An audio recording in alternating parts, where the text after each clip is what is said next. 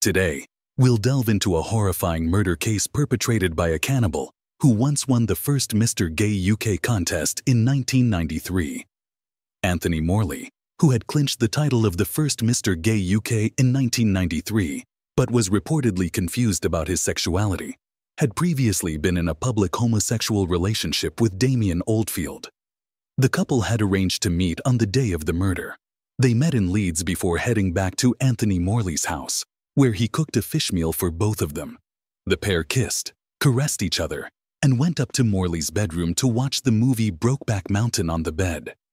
What seemed to be a romantic date turned into a nightmare. Anthony Morley, a former chef, shocked the entire UK with a brutal murder like no other in the country at that time. During the trial, the judge exclaimed that it was one of the most horrific murders he had ever encountered.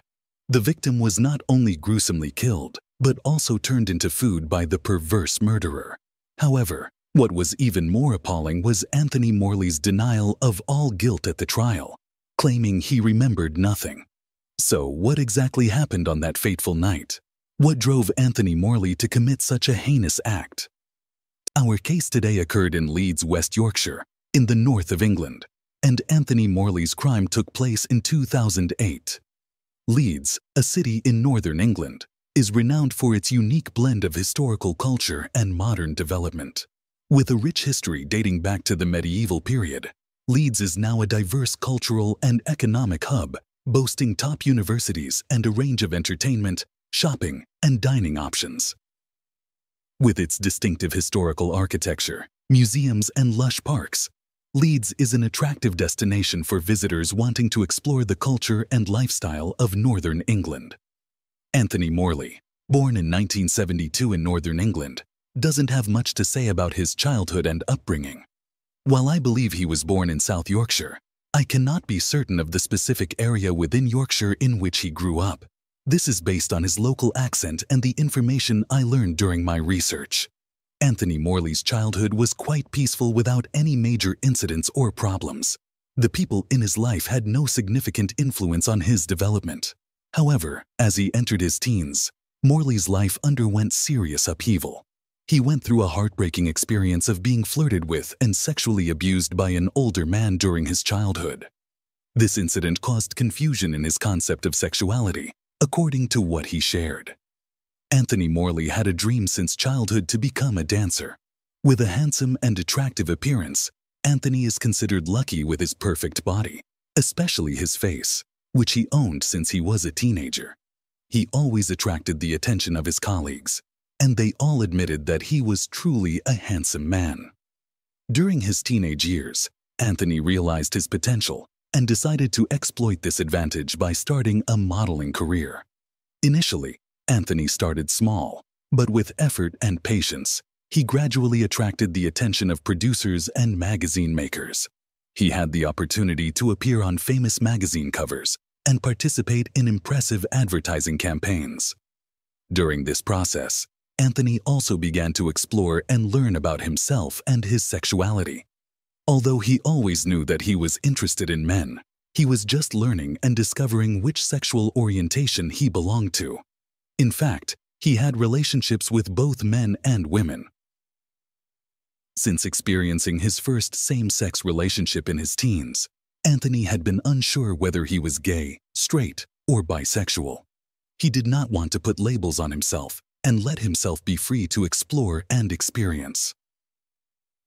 As his modeling career flourished, Anthony decided to expand his horizons and ventured into beauty pageants and engaging television entertainment shows. These opportunities required him to face new challenges and explore different aspects of himself. Although Anthony's ultimate dream was to become a dancer, entering the dance industry was not easy. However, he did not give up and continued to work hard to fulfill his dream. Anthony actively participated in dance classes and practiced diligently, honing his skills and flexibility daily. He never turned down any opportunity that he loved and enjoyed every moment on stage. In 1993, when Anthony Morley was 21 years old, he decided to participate in a special event, the Mr. Gay UK contest. a prestigious competition specifically for the LGBTQ+ community in the UK. Held annually, this contest draws attention and participation from candidates across the country who aspire to become icons of confidence and continue to fight for the rights of the LGBTQ+ community. Mr. Gay UK is more than just a beauty pageant. It carries a deeper meaning. It is an opportunity to spread a message of acceptance and respect for everyone, regardless of gender, social status, or personal identity. The contest plays a crucial role in raising awareness about issues related to the LGBTQ+ community and promoting understanding among the public. The Mr. Gay UK contest attracts widespread participation from the LGBTQ+ community. Although I have not directly experienced watching the contest on stage, I can imagine that its content is similar to other traditional beauty pageants. The contest not only evaluates appearance, but also seeks outstanding representatives who can convey messages and have a positive impact on the LGBTQ+ community. The prize for the contest was an irresistible draw. The winner would receive a substantial sum of £1,000, along with a vacation to Gran Canaria, a popular destination. To enter the competition, men from across the United Kingdom could register at local gay clubs. There were about 14 clubs nationwide where contestants could sign up. Preliminary contests were held at each local club, and the winner from each would represent their city or club. These 14 winners would then converge in London for the contest's final round. This special event brought together the winners from various locales to compete for the Mr. Gay UK title. Anthony went to his local club in Doncaster, South Yorkshire, to register and won the preliminary contest there. He then traveled the long way to London to compete against the 13 other winners from across the UK. Anthony emerged as the contest's overall winner. However, Anthony asserted that he was not gay when he won the contest and was actually in a stable relationship with a girlfriend at the time. Nevertheless, he acknowledged that he had explored the idea of relationships with men and was rumored to have been involved with an older man when he was a teenager. This confession did not impact his title. He was still regarded as the overall winner of the show. Winning this title opened up many more opportunities for Anthony, allowing him pride in participating in parades across the UK. This led to opportunities in modeling, advertising, dance performances, and various other activities in the entertainment industry.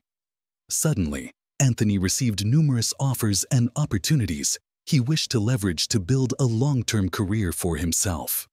Therefore, he decided to move from Yorkshire to London and become a full-time entertainment model. Anthony's life took a dramatic turn when he participated in a special TV show, a game show called God's Gift. God's Gift was a late-night game show broadcast in the UK in 1995 and 1996, hosted by Davina McCall and narrated by Jimmy Savile. Surprisingly, it aired at 3 a.m. on Thursdays and Sundays, an unusual time slot. Initially, the show was quite popular because after a night out on Saturdays, people often ended up watching it while intoxicated in their living rooms. However, God's Gift was not regarded as a serious entertainment program in the UK. The show featured 5 men each week who believed that one of them was God's gift, not literally, but they believed they possessed a special gift. These men would wear special robes and participate in various challenges on the show.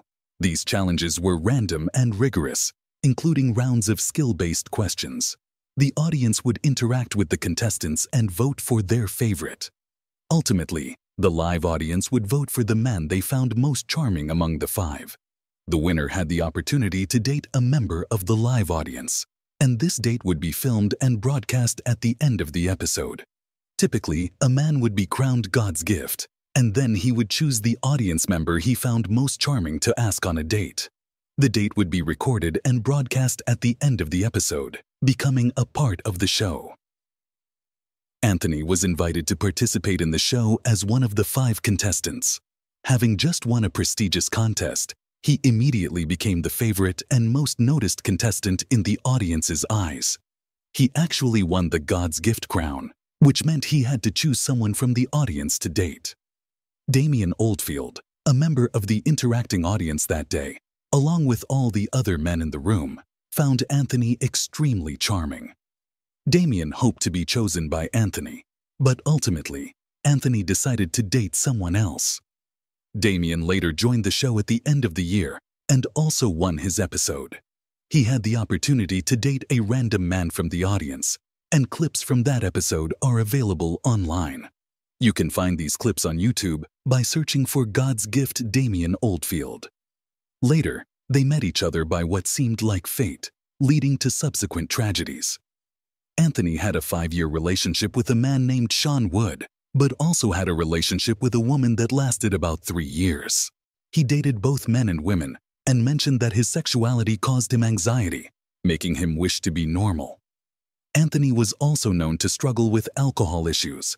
Psychologists have considered these two factors as potentially contributing aspects to his life. Firstly, his strong desire to define and settle his sexuality was so overwhelming that he used alcohol to try to suppress and forget about it. Psychological experts also suggested that his dependence on alcohol could be a form of addiction. A failure in his modeling career might have made him feel like he never fully realized his potential. He might have been saddened by having to give up the life and career of a dancer, a long-term career goal he never truly made progress to achieve. He wasted many years not doing what he truly wanted, thus turning to alcohol. Alcohol completely changed Anthony, making him angry, violent, aggressive, and jealous when he drank. This created an unsuitable environment for his relationships, as he became irritable when drunk and ended many relationships due to his alcoholism. Anthony assaulted his former boyfriend, Mr. Wood, with a carving knife after drinking and having a financial dispute. Mr. Wood recounted that Anthony went into the kitchen and then came back and sat down. After 5 minutes, he stood up and charged at him with the carving knife, but luckily he fell backward and didn't hit him. During the incident, Anthony destroyed his bedroom and later threatened paramedics with an air gun. Stephen Robinson, an acquaintance from bars in Leeds, described how Anthony once grabbed Mr. Wood by the collar and said he could kill a person with his hands. People who came there always kept their distance from Anthony whenever he drank. As Anthony entered his 30s, his career in entertainment and modeling began to decline. No longer having the looks and physique he once had, Anthony was no longer attractive to brands, and thus the money he earned significantly decreased over 1 or 2 years. He could not afford to continue living in London due to the high cost of living in the capital, and therefore decided to return to his hometown Leeds. After returning to Leeds, Anthony was trained as a chef and worked at several top restaurants in the city. Eventually, he became a sous chef specializing in seafood. Interestingly, Damian Oldfield also lived in Leeds, which was a significant coincidence in his life. Damian pursued a career in advertising journalism, working for a magazine that focused on the gay community and was primarily distributed in Leeds. The company that Damian's father worked for owned this magazine as well as the Mission nightclub in Leeds. In the Mr. Gay UK contest, a well-known gay brand in the United Kingdom, Damian primarily handled the role of advertising director for the magazine, deciding the placement of ads on the pages. But he also occasionally took part in promoting the nightclub and similar events. Damian was a very friendly and sociable person. Within just a few minutes of meeting him, you would feel as if you had a close friend by your side. He was dedicated to his work in journalism and the nightclub industry. Meanwhile, Anthony advanced further in his career by shifting from entertainment and modeling to cooking. Both Anthony and Damian were active in LGBT community events and nightclubs in Leeds in the early 2000s. Interestingly, they had previously participated in a game show together, which might have made it easier for them to connect. They met, talked, and started a relationship for a while, but eventually, things fell apart due to Anthony's difficulties in identifying and accepting his sexual orientation. He sometimes felt comfortable with women, but at other times he did not. Sometimes he sought out men, but then felt he was not gay. This confusion spoiled everything, and Anthony struggled greatly with sharing this with his partner. He could not truly understand and accept himself, which made connecting with his partner even more challenging. That is why the relationship between Damian and Anthony quickly ended. Later in April 2008, they coincidentally met again at a nightclub or a similar event. On April 23rd, they reconnected, and Anthony and Damian began texting each other. Anthony suggested they meet up to talk things over and possibly rekindle their relationship. "Would you like to come over tonight? I'll cook you a nice meal. We can have a few drinks, but let's take it slow." He was anxious about his gender identity, and although he had come to accept it, he still did not feel entirely safe in the process. Therefore, he did not want Damon to be pushy or to push him too far.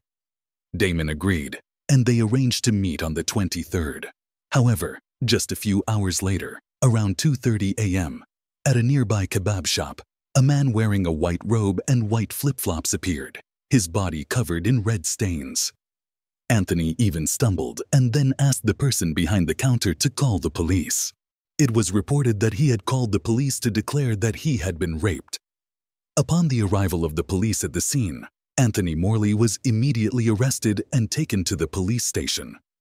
Other police officers entered the apartment unprepared for what they were about to find. Upon entering the apartment, the first thing they noticed was blood everywhere.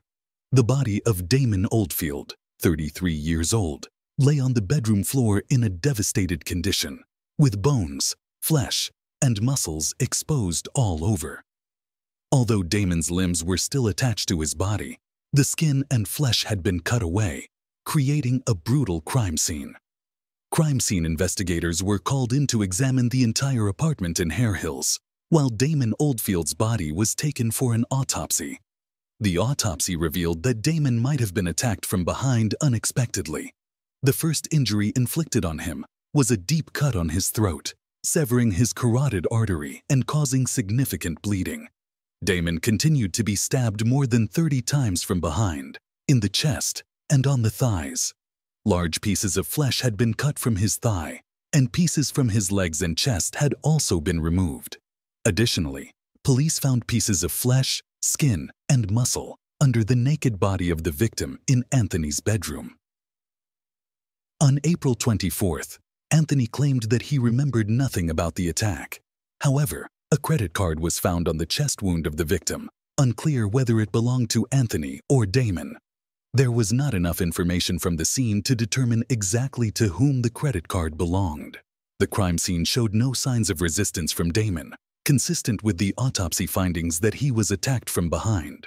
However, this contradicted Anthony's claim that he had defended himself after Damon sexually assaulted him. Investigators entered the crime scene and discovered a meal left unfinished on the table. They saw a cutting board with 7 pieces of raw meat on it, suggesting that these might be the body parts they were looking for, possibly from Damian Oldfield. With only a few remaining flesh parts, they decided to send the meat samples for testing. The results confirmed that it was flesh from Damian Oldfield's thigh. Investigators discovered that Anthony Morley had cooked this meat and even seasoned it. They found olive oil and fresh herbs in Anthony's refrigerator, which he had used to cook the human meat. There were a total of 7 pieces of meat on the cutting board and 1 piece on a plate. The meat on the cutting board was not evenly cooked, so Anthony had cut them into smaller pieces and only placed 1 piece back on the plate to continue frying. The piece of meat on the plate, as mentioned, was half-eaten. Anthony Morley lived alone and did not have any pets, specifically no dogs. A smaller piece of meat was found in the trash can in the kitchen, indicating that Anthony had tried the piece of meat on the plate, but did not like the taste and threw it away. The police also noticed a cooking smell when they entered the apartment, not a burnt smell, but rather like cooking pork. A butcher knife found on the stove was not heavily bloodied, just had some blood and appeared to have more grease on it. The police believed this was the tool used to cut the meat after Anthony took it out of the frying pan. He then cut it into 7 pieces using the butcher knife. In Anthony's statement, he claimed that he had been overcome by a blind rage filled with confusion after being sexually assaulted by Damon. He lost control, attacked, and killed the man. When he came out of this state, he realized the actions he had committed and went to the store to surrender. With no witnesses other than himself, the police had to construct a hypothesis about what had occurred based on the messages between Anthony and Damon. They used those messages along with signs from Damon's body to piece together the sequence of events. As mentioned, Anthony had invited Damon over for dinner and drinks, and Damon had agreed. They returned to Anthony's apartment, where Anthony cooked a meal with fish. They drank and later went to the bedroom to watch a movie. Both lay on the bed cuddling each other. It is important to note that both had been drinking, and Anthony became violent when drunk. Upon waking up, Anthony found Damon attempting to initiate a sexual act with him, described as an act of betrayal. Anthony felt shocked and enraged because this man had taken advantage of him while he was intoxicated. Anthony recounted the events to the police, emphasizing that he felt paralyzed and out of control when he discovered Damon's attempt to engage in sexual relations with him. Feeling uncomfortable and betrayed after waking up, Anthony remembered running out of the room and subsequently killing the victim, cooking and consuming his flesh. In a state of panic, he wandered out of the house and realized that he needed to confess to someone about his actions. However, Anthony appeared entirely calm while preparing a piece of meat from the victim's body, as if it were a routine part of his job preparing food. He also consumed the meat from the victim's body with apparent composure.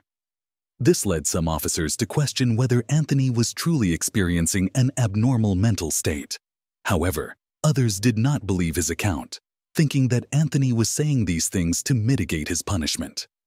Anthony even mentioned that he had been abused by a man in his childhood, which had left him traumatized. Some officials doubted that Damon had sexually assaulted Anthony in this case. Opinions were divided. Some believed it while others did not. Not all experts agreed that Anthony could have been sexually assaulted. The story could suggest a case of post-traumatic stress disorder, PTSD, for Anthony, if what he claimed was true, that he had also been sexually abused as a child.